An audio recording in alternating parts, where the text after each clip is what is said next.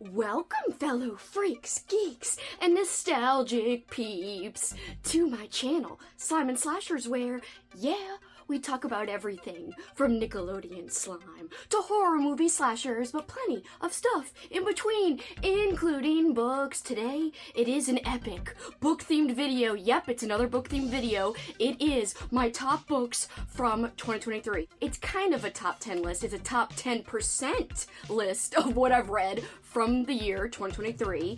It totals to about 20 books, so without further ado, we'll go to this short intro, and when we come back, we'll go through my favorite 20 frickin' reads from the year 2023.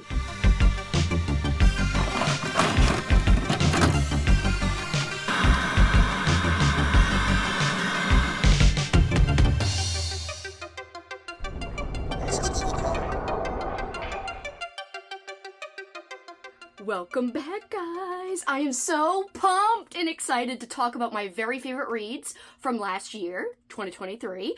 But before we get into the nitty-gritty, the actual list, I do want to give a quick shout out to today's video sponsor, Luisa. I am so overjoyed to be working with them again. It is such a delight to partner with them. They are so awesome. I love their jewelry. The quality is top notch. You know, Valentine's Day is just around the corner. I'm filming this at the end of January, so there's still a little bit of time if you want to treat somebody you know and love to a little special something, or treat yourself to a little something something. You guys know I'm all about self-love. I am all about treat yourself, whether it's treat yourself or treat your shelf when it comes to buying books. I totally advocating giving yourself a little treat every now and then.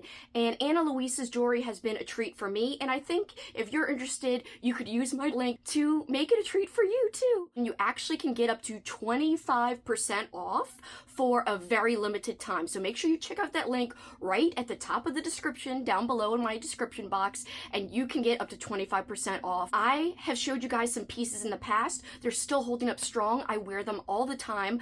One of my favorites is my mood ring. I freaking love my mood ring so much. It's so cute, so stylish. It literally goes with anything because it changes color.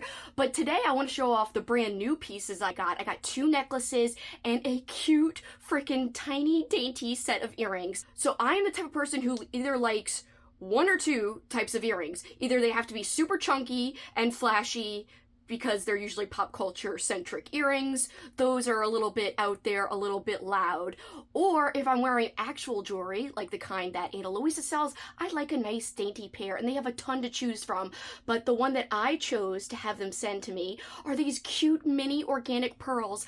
I'm going to get up close and show you real quick, but oh my god, look how cute even from afar.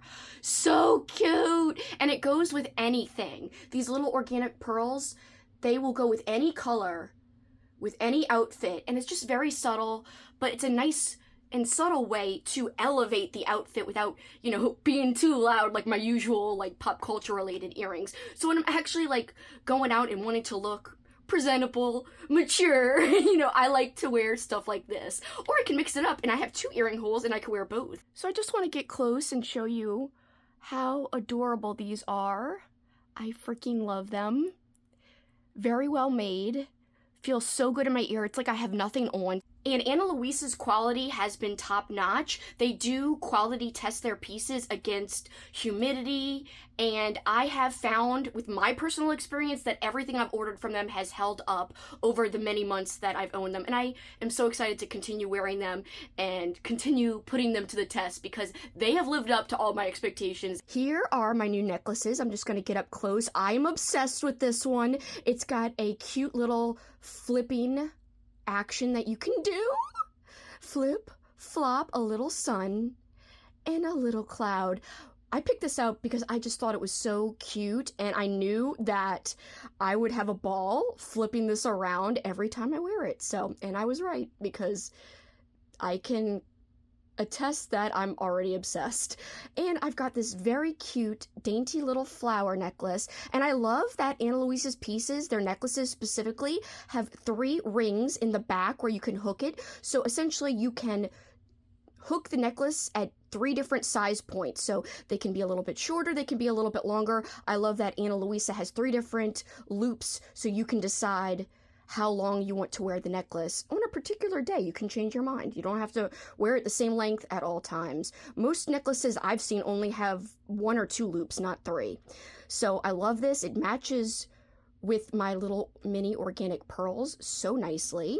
And it also has a nostalgic type of flair, in my opinion. These types of simple flower designs reminds me of the 90s for some reason, and I mean that as a compliment. I love that. So Ana Luisa, although elegant, it still matches my specific, very unusual style. So I think it would work for everybody, and that's one of the great things is if you're looking to gift yourself or someone you know and love a special gift, use my link down below, as I said, to get up to 25% off, and they've got options for everybody's different styles and different tastes. I really do think they've got a wide range of wonderful jewelry pieces to choose from, and thank you once again to Ana Luisa. I'm so excited to be working with you again.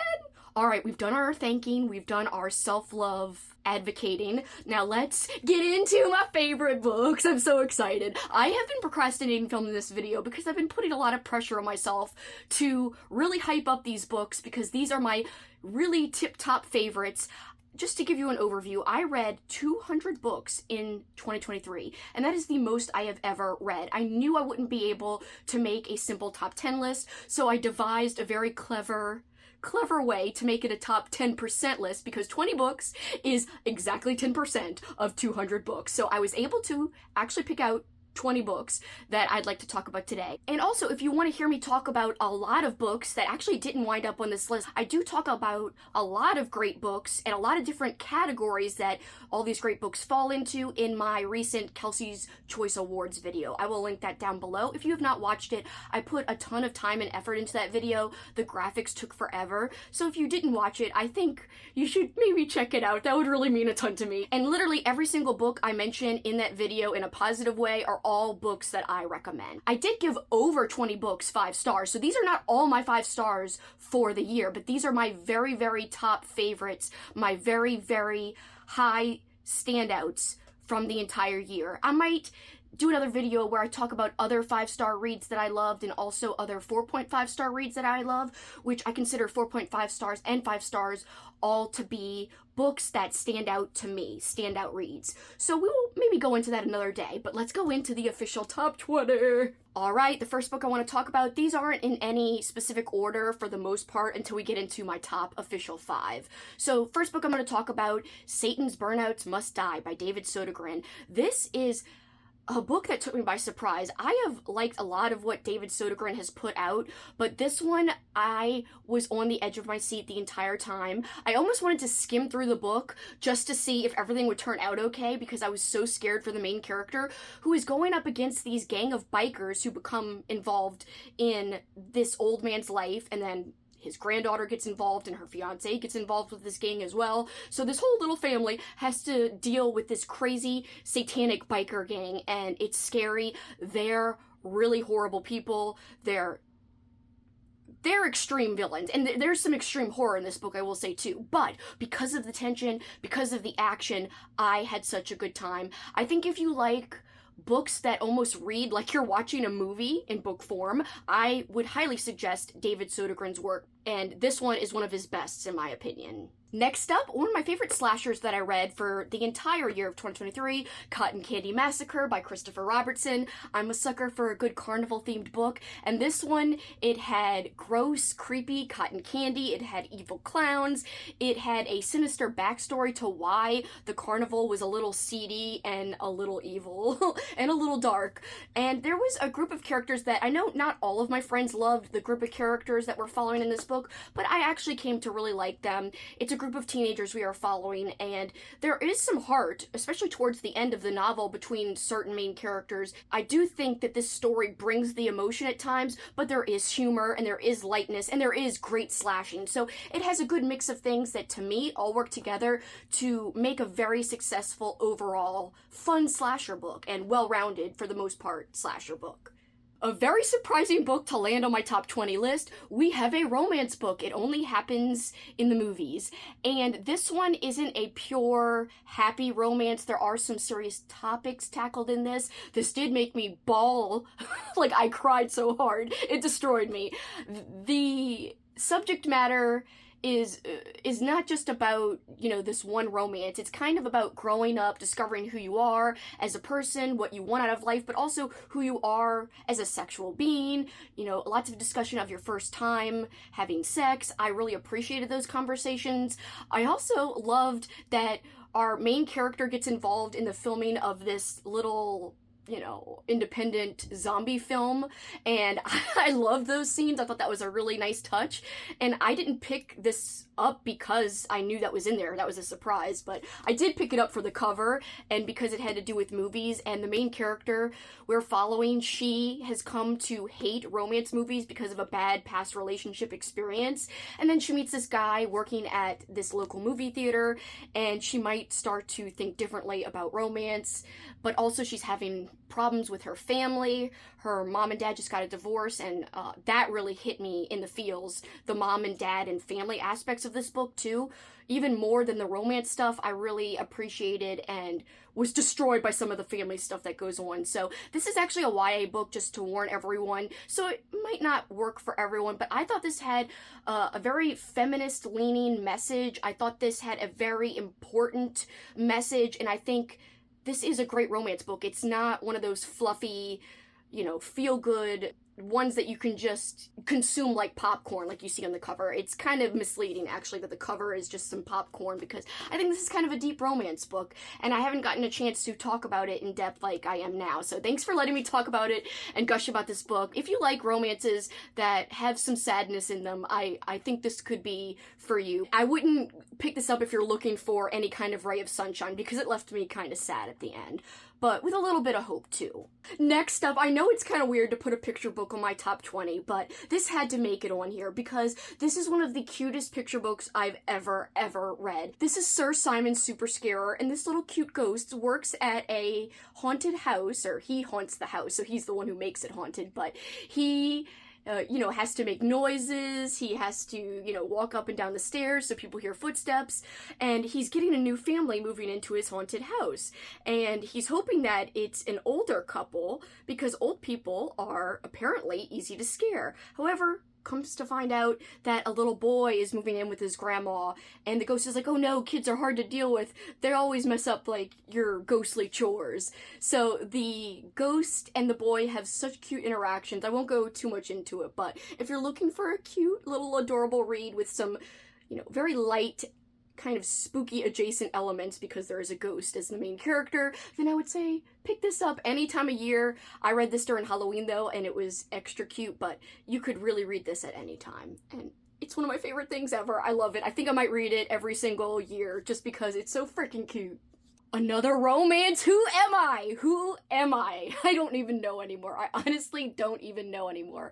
So this one is more of like a rom-com. It's more of a traditional romance. It's not as sad and dark as I think It Only Happens in the Movies. It's not as cynical at times as that other book. This one, it's more of your traditional rom-com, but it does have some grief elements that I did appreciate, so this does have some sadness in it too. But overall, I think you're left coming away a little bit more happy, like at the end. I think it's it ends on a little more light of a note at the very end, so loved it. I also teared up during this one. I think it's fantastic, great character development, and I'm very picky with romance, so this one checked all the boxes for me, and I cannot wait to read more by this author, because I know she has another romance book out that people have been raving about, and I have my eye on it, and I am really eager to pick it up. As I said, who am I?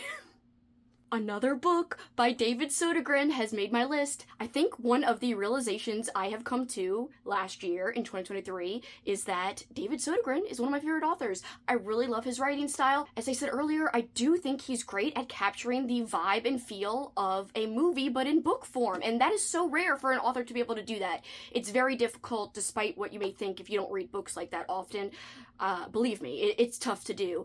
This one was kind of his ode to giallo films, and I loved that. I thought he did such a great job. It was bleak, though, I gotta say. Very, very bleak. but also a wonderful mystery at the center of it that I enjoyed speculating, what the mystery was all about. I did not guess correctly. I had a good time. On the back here it says, part noir mystery, part violent slasher, Dead Girl Blues is the latest twisted shocker from David Sodergren.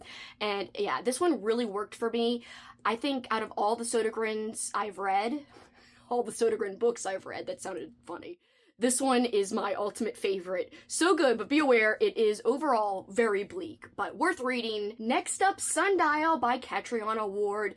This is a horror book, but it's also got thriller elements, and I loved it. I did not guess the mystery at the center of this. I'm a big fan of Catriona Ward, and out of all the books I have read by her, which have been 3 so far, this is my favorite. I love this one. Also, can we take a second to appreciate this wonderful cover? Look at the colors here. Beautiful, wonderful. Lots of atmosphere, great setting in this book, and I was left guessing till the very, very end. And another thing I loved is that this read really quickly. I read this in literally one sitting. I could not put it down. And Catriona Ward has a way of writing where you just want to devour anything that she puts down on the page. Next up, Beloved by Toni Morrison. This is more of a classic type of book. I would say this is more of a literary fiction book. This is fantastic. I can't say enough good things about it, but it is sad. It is based in truth, and it is hard to read because there is a lot of discussion about the horrors of slavery. So in that way, it is horror adjacent because of all the things we come to know about this character, Setha, who is not a real person, but some of the things that happen in this book to Setha and her family is based on something that Toni Morrison actually read about in a newspaper, so based in truth. So yes, lots to do with slavery and the terrible, terrible things that happened when this character Setha was a slave, but also we are examining Setha as she struggles to deal with something she's done in her past that she is being literally haunted by. It's literally something she's done that has invaded her home, has actually caused discomfort in her home, in the sense that her home is now haunted because of what she did. You will have to read it to find out what I mean. I think this is almost a must-read for everybody who can take the time and try to really appreciate the writing style. I actually used Spark Notes to help me understand some passages because the writing is a little more literary. I do think you have to take your time with this, but was it worth the effort? Hell yes. And although it's so sad and so heart-wrenching, everything that Setha goes through, and anybody who was a slave in actual life or a slave portrayed in this book went through, there is a glimmer of hope near the end of this that I did appreciate. Yeah, I can't recommend this enough if you love beautifully written stories that have a powerful message and powerful emotion behind it. Next up, The Winter People by Jennifer McMahon. I read this at the very end of 2023 and I was blown away by the writing, some great grief elements depicted in this book that I really did appreciate. We're following multiple people and they all tie in at the end in a very masterful way. I just really liked how this wrapped up, and it surprised me by how much I did enjoy it. And it was very sad, but also really entertaining, very quick, easy read for me, and I highly recommend it. So although this is the first book I've read by Jennifer McMahon, it will most definitely not be my last because I'm so pumped after loving this so much to get to more by her. By the way, I'm not going through a lot of the synopses for these books because I have talked about all of these books on my channel, and I have talked about a lot of these books in semi-depth, even in that video I referenced earlier about my Kelsi's Choice Awards video. So if you want to check out that video, I do talk about a lot of these in a little bit of depth, and in other vlogs throughout 2023, I talked about these in some wrap-ups. It just depends on the book, but that is why I'm not going through the summaries or the synopses. I'm just kind of giving you my overall thoughts of why I enjoyed it. If you're intrigued at all, or if you mostly trust my opinion, you can research it a little bit further and look up the summaries and the book descriptions. Alright, next up on my list, Edenville! This one was such a hit for me, and it was so unexpected. I didn't know what to expect going into this. I only read it because it was my friend Amy from Amy Noel Reads. It was her book club pick, and all she said was, it's supposed to be weird. And then literally, her and I freaking loved this. It was one of her favorite books of the year as well. This just the only word that really can describe it accurately, I can't even speak, this book has me tongue-tied. The only word that I can use to describe this accurately is weird, because that is just the best word to use. There was so many different just out there elements all happening within the story at the same time, but somehow they come together so flawlessly and really, really added to my enjoyment and just all flowed together in my opinion. So, highly recommend if you like weird fiction. If you're looking for more of a pure horror book, I would say steer clear. If you're not big into weird/cosmic fiction, maybe steer clear. I know this was marketed as a horror book primarily, and I think that was a mistake. I think it should have been shouted from the rooftops that this book is weird as hell, and then the weird fiction peeps would have swooped down and said, okay, we'll read you and we'll enjoy you. Some people looking for more, not as out there horror read this and I think didn't like it. And that's just because they were going into it expecting something else. So I think if you have the right expectations going in, you have a chance of enjoying it if you like any of the things I mentioned, like cosmic horror, weird fiction, etc. Next up, A Headful of Ghosts by Paul Tremblay. I loved this book. It's no surprise. A lot of people I know like this book a lot, but this one just blew me away. So essentially we're following this family. They believe that their teenage daughter is possessed, so they invite this film crew into their home to try to help her and figure out what is going on. Is she just acting out because of hormones because she's a teenager? Or is there something more sinister involved? Is she actually possessed? There is a lot of family dynamic stuff going on in here that I appreciated, and I just love the way Paul Tremblay wrote this book. It really was very well done. So, love it, love it, love it. And if you like possession elements in your horror, I'm not confirming that she was possessed or not. I'm just saying that the possession elements are, of course, discussed in here because that's one of the selling points of the book if you read the description on the back of the book. And I loved those elements and they worked really well here in this story. All right, another possession book. Possession stories, I'm a sucker for them. So I gotta say, it's no surprise that a couple of possession-themed stories or possession-adjacent stories, I'm not saying that anybody is confirmed possessed in these books. They may or may not be. That's part of the mystery of the books themselves. But possession or possible possession in books, it's something that I love. So, Come Closer by Sarah Gran, so well written. I loved the main character and exploring her psyche. So the back of the book says, "Are you possessed by a demon? I have new activities and pastimes that seem out of character, and I do things that I did not intend and do not understand. I can understand languages I've never studied and have the ability to know things I couldn't know through ordinary means. I have blackouts not caused by drugs, alcohol, or a pre-existing health condition. I have urges to hurt or kill animals and other people. I have hurt or killed animals or people. Unexplainable noises in the house, strange incidents at work, a recurring dream featuring a seductive but terrifying woman. Are these signs of insanity, or is Amanda, a happily married architect, an unwitting host to a demonic presence?" In this unnerving novel, Sarah Gran casts a cold eye on the horrors that can await us in the margins of everyday life. So well written. Loved this book. And I think it was a great character study specifically. Next up, another book that has some possession elements in it, but, not as much as the other two I just talked about, the other two books. But this is This Thing Between Us by Gus Moreno. I did rave about this book in my standout reads when I talked about all the books that I nominated for the Kelsi's Choice Awards. This book I talked about quite a lot in that video, so check it out if you want to hear more of my thoughts on this. But this had grief horror, it had cosmic horror, it had possession horror elements, and on top of all of that, it had fantastic writing. So it all worked very well together, and it came together to be one of the best novels I've ever read. Not just from 2023, but ever. I really, really had an amazing time reading this, and I'd love to reread it in the future. I think it's a novel that you can appreciate more and more with each reading, and it's a novel that would really be fun to reread because I think there's things to discover when you read it time and time again because of the weird cosmic elements included in this, and because of just the weird elements and the cosmic elements in general that you could re-examine when you go to revisit it time and time again. Next up, Familiar Spirit. I did did not mean to put all the possession type of stuff in a row like this, but this is another possession story, but it is a vintage possession story. This is by Lisa Tuttle. I love her. She's one of my favorite old school horror authors. She's still writing today, though, by the way. She actually just released a new collection of short stories. I did read her old school collection of short stories called A Nest of Nightmares, and I also loved that book. But I gotta say, I love this book even more than A Nest of Nightmares.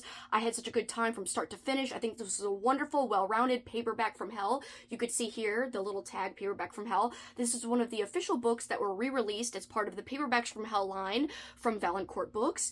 And there's a reason why this one was reprinted. It's really compelling, really creepy, and kind of zany at times, but I loved that. I will say there is some animal cruelty in that a cat is hurt at the very beginning, but there is a reason it happens. It's not for no reason, but it is hard to read. So if you're someone who struggles with AC, I would say avoid this, or maybe look into it a little bit further. But I had such a good time with this because of the zany elements, because of the wonderful old school horror, and it's possession horror done right. So wonderful vintage book if you're looking for a good one to pick up. Another book that came out of nowhere, and this is, again, just like Edenville came out of nowhere, this is my friend Amy's fault from Amy Noel Reads, and I'm gonna shout her out again. Her book club really freaking hit it out of the park for me in 2023, and I had a lot of my favorite reads come from her book club choices, so this is another one of those. I read it for her book club, and this is Head Like a Hole by Andrew Van Wey. Much like Edenville, this also had some weird horror to it. It also had some cosmic elements to it, and it also had some regular, down-to-earth mystery to it as well. We were just trying to follow this detective, which I usually don't like a detective character, but I just read a book recently that I liked that had a detective main character, and I loved this book from last year that also has a detective main character. So, I like to go into a book, give it a chance, even if it has an element that I'm not always a fan of, and then in this case, I did that, and I was surprised to like it, even though it had that main character that I don't always like, that's, type of character that I don't always like, but in this case it worked, and I enjoyed following that character around, trying to solve the mystery at what was going on, why were people winding up dead, connecting with this mysterious woman, and, what was the mystery to it, why? This was really, really intriguing, really interesting, and I loved how it wrapped up. So good, and again, it came out of nowhere, it was a complete surprise. I had a ball reading it, and if you're looking for something weird and strange, I think this would be a good choice to try to dip your toe in and see if you like it. Alright, now we're into the official top 5. These are actually, my official top 5. These I'm counting as, numbered. So, number 5, Nelves by Sydney Williams. Is anybody surprised? Alright, cue me always saying the standard line I always say. Your mom's a bitch! Your mom's a whore! I'm sorry. I had to say it. Whenever I talk about this book, it's like a given. It's fun, it's zany, but the overall story is interesting too. And it's unique. So I gotta say, this is such a fun, zany, vintage book. If you're somebody who doesn't know where to start, but is interested in checking out some vintage horror, I think this is the best of vintage horror in that it has the out there elements that make you smile and laugh that aren't really done the same way in horror today, but it also had a premise that I've never seen in any other book that I've read, and I just was really pleasantly surprised with it. I didn't think I'd love it as much as I ended up loving it, and the audiobook was fun, but yeah, just read it for the characters. Again, I've talked about what it's about many times. These cartoon characters come to life, start harassing this girl, as well as insulting this girl's mom, hence the your mom's a bitch, your mom's a whore. That's what the characters say to poor Heaven about her mom. But yeah, lots more than that takes place, but you have to read it to find out what. Next up, Gone South by Robert McCammon, my fave. Honestly, this one, it could move up and down in the top 5. A lot of these books, I could just interchange them anywhere in the top 5, but I'm putting it at number 4, I guess. I love this book. It is probably my second favorite ever McCammon. So before this one, my second favorite was Mystery Walk, but I actually think Gone South surpasses Mystery Walk, and now it's just behind Boy's Life as my favorite Robert McCammon book I've read. We're following this main character who's on the run. He accidentally shot and killed a bank teller that is described in the back of the book. So he's on the run. These 2 bounty killers are sent out after him, trying to bring this man in because there's a price on his head. And I enjoyed following the bounty hunters even more than following the actual protagonist, the actual protagonist of the story. So the two bounty hunters are a hoot. So well written, so unique when it comes to out there characters. The one bounty hunter has a third arm coming out of the middle of his chest, and the other bounty hunter is one that is basically like a bounty hunter apprentice, and he's an Elvis impersonator, and he is so over the top, but in the best way. It actually kind of works. You would think that those characters don't sound believable, but the way McCammon writes them, he writes them in such a wonderful way that like their humanity comes across. They feel believable, honestly. So I loved them. And the story was fantastic. Really fun mystery at the center of the story. They're trying to find this sanctuary place, and does it exist? That's kind of like the one of the central parts of the story. But such a good read. And it would be good for any time of year, but it also takes place in Louisiana, and some parts take place in like the hot ass bayou, and like so I felt like, oh, this is too close to home at times because of that setting. But really wonderful setting, characters, plot, and mystery at the center of the plot. All of it together made for a wonderful experience.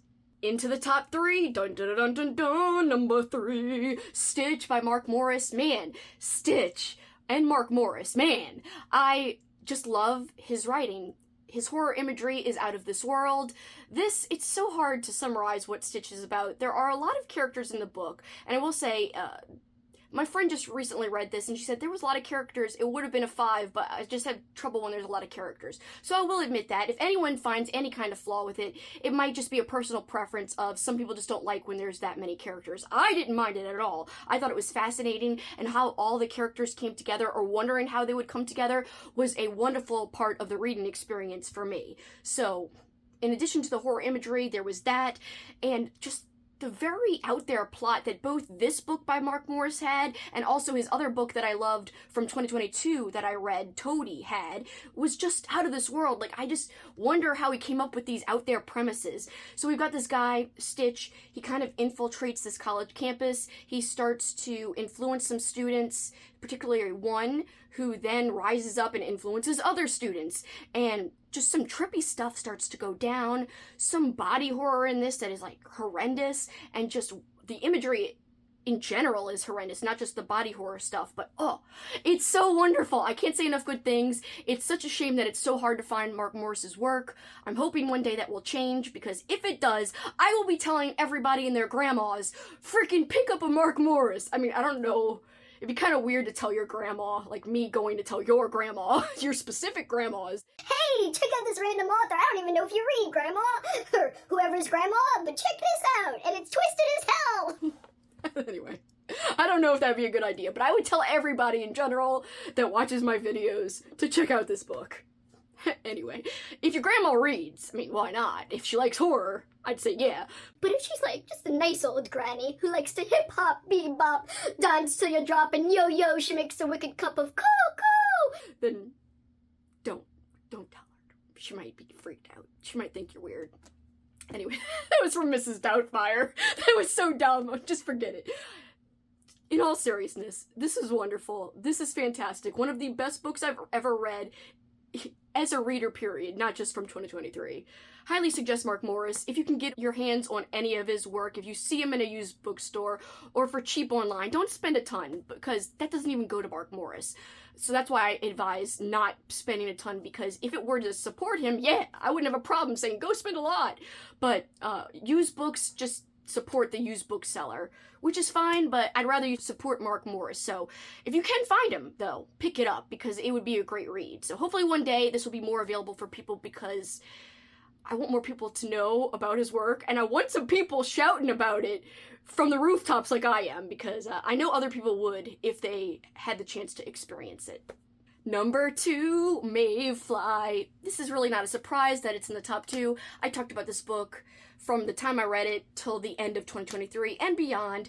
So fantastic. If you like American Psycho. I think this is a better version of American Psycho in that this character Maeve is a little more likable somehow, even though she's technically a bad person. She's more likable than Patrick Bateman.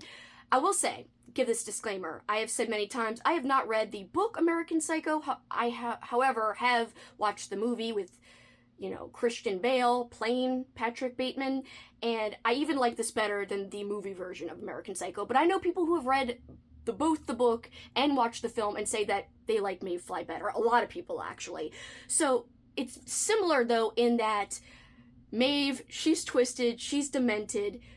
She also might like to kill Peeps. I don't know. You'll have to read it to find out. I will say, something that is unique to Maeve is she loves Halloween. She works at a Disney park as a Disney princess. The word Disney's never said, but it's heavily implied, and you can definitely tell that when she says she works at a park as a princess, she means a Disney princess. So anyway, it's got these extra elements that I think took it to another level for me in terms of Maeve liking Halloween and all this discussion about Halloween decorations and the history of Halloween music. So good. Also, there was a very twisted romance at the center of this that surprisingly I didn't hate. And the ending blew me away. The ending was like a freaking kick in the gut. I was like, what? That ending, my God. So I just loved it. It's not for everybody. I know people who've given this a 3, a 2. I know people who've given it a 5. And I know people, aka me, who put this as one of their very, very top favorite books of the entire year from the year that they read it, which for me would be last year. So hell yeah, it deserves to be here in my opinion. Great horror imagery as well, by the way, because the scene you might see on the cover with the eyeball, it's not an accident that it's represented on the cover. Let's just say that. It's not random that it's here on the cover. It might actually happen. Why it happens and how it happens, you'll have to read it to find out if you haven't already. Dun dun dun dun dun dun dun! Alright, number 1, you probably knew. I did talk about this in a vlog during Halloween time, and I said that I had found my new favorite read of the year. So from the time I read it in October during that vlog till the end of the year, it remained as my top read of the year. And that is why it lands in the number 1 spot. We've got Autumn Crow High, Fresh Hell by Cameron Chaney. By the way, if you didn't know, I don't know how you would know, but just in case you're new to the BookTube world, and you might not know every single corner of BookTube, Cameron Chaney does have a YouTube channel, and it is marvelous. His editing is top-notch, and I could say the same thing about his writing, because he's also a fantastic author, hence why he wrote the book Autumn Crow High, Fresh Hell. He also wrote a collection of short stories that takes place in the same town, and that is called Autumn Crow. So this is my second time as a reader visiting Autumn Crow, and this is the first full-length novel that takes place in that fictional town, and I loved it. I love what Cameron did with the mystery at the center of the story. I loved his characters. In fact, it was so heart-wrenching, the trials and tribulations that the 2 main characters had to go throughout this novel. We are following 2 best friends, and I loved their friendship so much. I also want to note that although this is considered YA, it did not read YA. The teenagers did not have cringy dialogue. They were not bitchy and unappealing. They were very, very, very well written, believably written. There is nostalgia in here from the 90s, but it doesn't hit you over the head like it's too much nostalgia. It's just the right amount to where it's not leaving you like it's a cheap kind of ploy, just using it to because it's the in thing right now. No, it was done with a reason, with a purpose. It was done with love. The setting is fleshed out, and it's got all those wonderful spooky vibes that you could read at any time of the year, because that's the beauty of Autumn Crow. No matter what time of year it is, it's like it's Halloween there in this town. So for you, as the reader, you could literally read the story that takes place in that town any time of year and still get those spooky vibes you're looking for if you're missing Halloween time. So love this, love this, love this. I could go on for days and days about this, but I won't because I have already in other videos. But I just want to say that I wish more people would give this a chance, because I think that the YA label could discourage some people. but I want some people to take a chance. And there is no audiobook, but still, I want to implore people, please take a chance. Cameron Chaney is one of us. He's a booktuber. He's a book lover. He's a fantastic sweetheart of a person. I am friends with him, but that has no effect on whether or not I liked it. But I do think that my personal experience knowing him should influence and affect whether or not you should feel compelled to pick this up. So not only is it a great book, separate and apart from who Cameron is, then you've got the knowledge that he's actually a great person. He's a just really friendly, really caring person, and I think you can feel good about supporting him. So not only are you reading a great book, you're supporting someone who's an awesome, really, really down-to-earth, talented person who deserves the support. People should be shouting about Cameron from the rooftops, and I see nothing but great things for Cameron's future. I was truly blown away after I read this. I screamed about it to my boyfriend. I was like, one day Cameron's gonna be a famous author. I can't see how he won't make it, because this just was so utterly gut-wrenching, fantastic. It had emotion, it had gore, it had great imagery, it had wonderful dream sequence, it had the characters that I cared about and that pulled my heartstrings. I literally cried. I hardly ever cry at a book, except if it's a romance book that's trying to make you cry. I didn't expect it from a YA horror book to make me tear up and cry, but it did it. And it did it in a wonderful way, and in an impactful way. I can't say enough good things, even though I continue to try to keep saying good things and not stop. So I'm going to stop here and just say it's worth picking it up. And I will put my name behind this recommendation because I am pretty confident that most people would enjoy this. It's really well written. I think that if you like Halloween and great characters and a great story, there's really nothing to lose by giving it a try. Alright guys, that was it. That was my top 20 reads of 2023. It felt so good to talk about these books. I wish I could have been a little more eloquent, but, it's hard to make these videos. There's a lot of pressure to talk about these books that you just love, and I try not to repeat myself too much, but at the same time, I'm like, I already talked about this, or maybe I should have talked about this more because I didn't talk about it in a different video. It's hard to know what to do, but I hope you guys enjoyed hearing about which books I loved, and I'm really excited for 2024 because already, honestly, it's off to a great start in terms of reading, so I've really enjoyed some books that I've already read in 2024, so I think 2024, it's going to be another hard year to make a narrowed down list of top favorites, so we'll see when we get there, but 2023 sure was special, and I really love all of these 20 books, and I do recommend them. Do your due diligence. If you're worried about anything, always look up triggers just in case, because I may not have addressed something that could be a potential trigger for you. Have you read any of these books? What did you think of them? Did you like them? Did you not? Why or why not? Please leave it in the comments below. Anything you want to leave. I would love to hear from you guys. It really means a lot to me. I don't always get back right away, but I do always read the comments right away, and they always brighten my day. And really, sometimes comments make my entire week because they're so nice and so sweet. So I just want to tell you guys, thank you so much for giving me your time, for watching my videos, for interacting with me. Whoever comments, thank you so much. Whoever takes the time to check out my videos, it really means the world. Also, don't forget, one more reminder, use my link down below in the description to get up to 25% off from Ana Luisa. Treat yourself or treat somebody that you love. Honestly, who better to love than loving yourself? So yes, treat yourself or someone you love. So once again, thank you so much, Ana Luisa, and check out that link in the description, guys, for up to 25% off. Very limited time, very limited time. Make sure you get your orders in, and if you're trying to get the piece to come in before Valentine's Day, the sooner the better. So get on it, use my link, and get yourself some discounts while also helping support me. But for this time, guys, that is it for me. Till next time, you know what you can do. Keep on killing it. Bye, guys!